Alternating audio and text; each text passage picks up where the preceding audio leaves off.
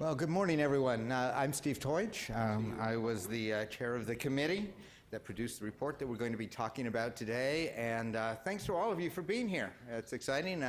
Those of you who are here in advance of the storm, many thanks. I know there are a number of people who decided not to come in, but hopefully they are on the webcast because this is being webcast today. Welcome to all of you to the National Academies of Sciences, Engineering, and Medicine's Health and Medicine Division Dissemination Workshop on making eye health a population health imperative, a vision for tomorrow.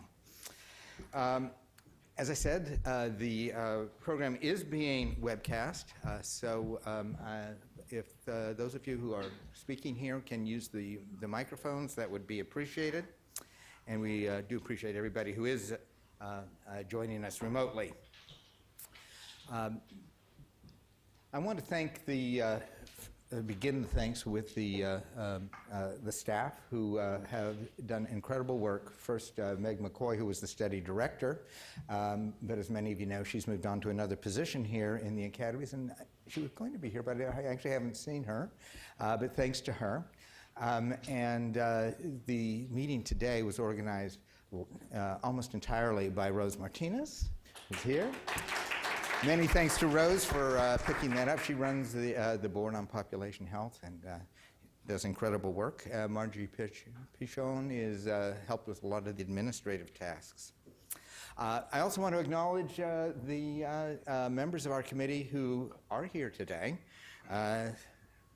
I think I've seen all of you. I can't pick you all out of the audience at the moment. Sandy Block, Ann Coleman, over here. Kevin was going to be here, but he may not have arrived from Baltimore. Eve Higginbotham was going to be here. Is Eve here? So she'll be here later from Penn. Ed Marshall, I've seen here.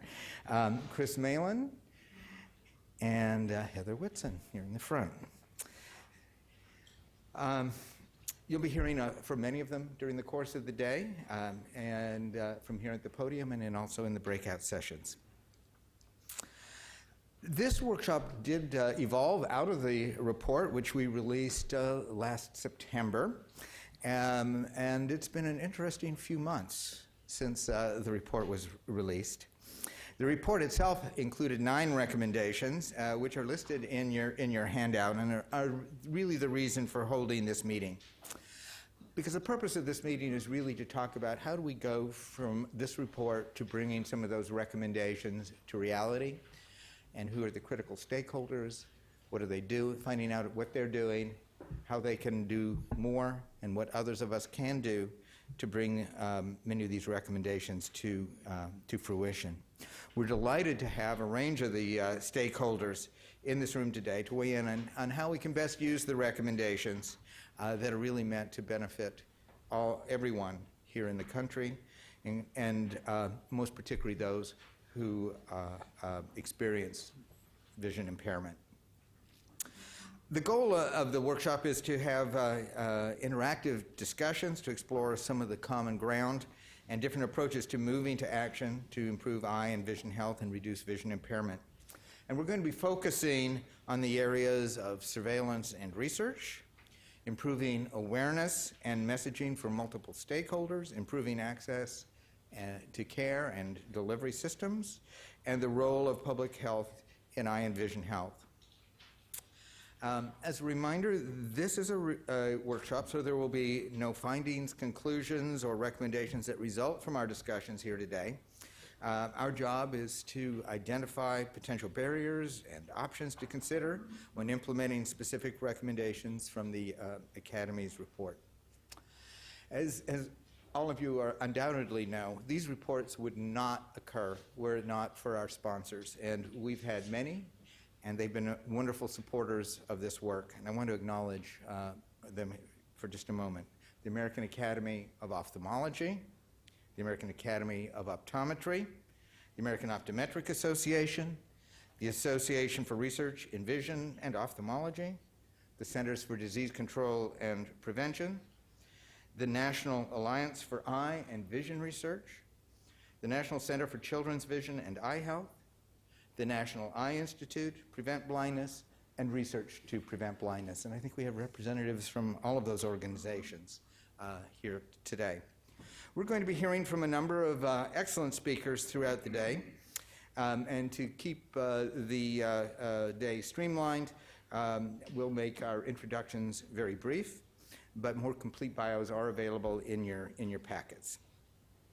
After each presentation, the moderator will engage the panelists in some discussions and take a few questions from the audience. And as I said, please use the microphones so that the folks who are listening on the webcast can hear. And if time permits, we will take questions from individuals joining us by webcast, and you can communicate that to Margie, who's running the webcast, and she will relay those questions to us. After our plenary presentations, we'll then move to breakout groups where the bulk of our work is going to happen. And the back of your name tags is the name of the breakout groups, or are the names of the breakout groups where we hope you will be going. Each of those breakouts is relatively short, less than an hour or so, so you'll need to be focused in your comments. So with that introduction, it's my really very great privilege to introduce to you the Honorable Dr. Philip Gingrey, who's currently the senior advisor in the firm of Drinker Biddle in the District Policy Group. Dr. Gingrey is a former U.S. congressman who served in Georgia. I lived in Georgia 21 years, so we were comparing notes beforehand, but he was the congressman from the 11th District from 2003 to 2015, so he knows this world very well. Throughout his 12 years in Congress, he served on numerous influential committees, including the House Committee on Energy and Commerce and its Health Subcommittee, the Committee on Education and the Workforce, and the Committee on Armed Services. In the 110th Congress, he was a ranking member of the Science Committee on Technology and Innovation. In particular, for this audience, we are very grateful that he was actually the former co-chair of the Congressional Vision Caucus, so was deeply involved in these issues. It's obviously been a very interesting few months, dynamic. It's a dynamic world, particularly here in Washington and particularly in health. So it's a particular pleasure to have his perspective on the eye and vision health in this time of change. So Dr. Gingrey, please.